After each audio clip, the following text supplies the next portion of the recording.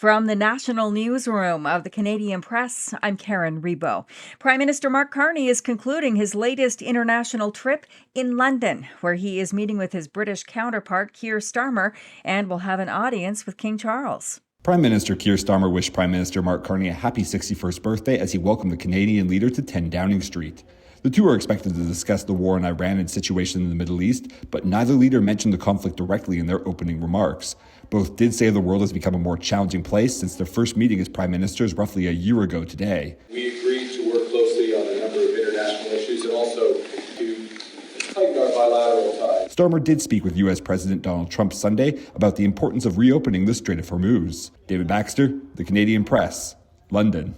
Small businesses are feeling the pinch of rising gas prices stemming from the war in the Middle East. Now into its third week, the conflict has blocked one of the key waterways through which millions of barrels of oil flow, and so it has driven up fuel costs. Dan Kelly, president of the Canadian Federation of Independent Business, says most of his organization's members are impacted in one way or another. There's lots of operations that use energy as a component part to their business. Even the local pizza restaurant is affected very much by energy costs. 2/3 of CFIB members recently surveyed say they are eating the rising cost of fuel rather than passing it along to consumers. Last night's Academy Awards saw Paul Thomas Anderson's One Battle After Another crowned Best Picture. Anderson also won Best Director, and his film grabbed a total of 6 Oscars. Jessie Buckley won Best Actress for her role in Hamnet, and Michael B. Jordan won Best Actor for his portrayal of twin Depression-era gangsters in the vampire horror flick Sinners. It was a golden night for K-pop demon hunters. ABC's Sherry Preston has details on Toronto filmmaker Maggie Kang's big win for Best Animated Feature.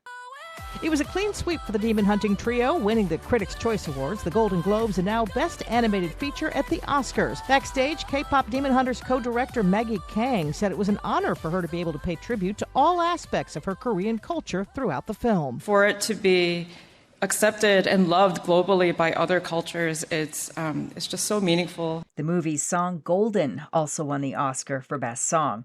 Montreal filmmakers Chris Lavis and Maciek Sherbowski won the Oscar for Best Animated Short for The Girl Who Cried Pearls. Lavis thanked his family for their understanding of the filmmaking process. People think it takes patience to take 5 years to make a puppet film.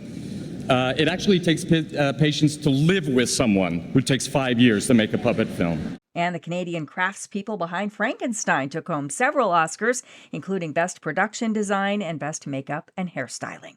This is the Canadian Press.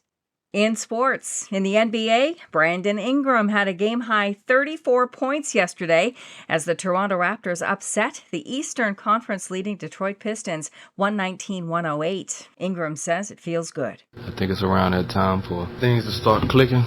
Defensively, offensively. In NHL action yesterday, the Edmonton Oilers edged the visiting Nashville Predators 3-1.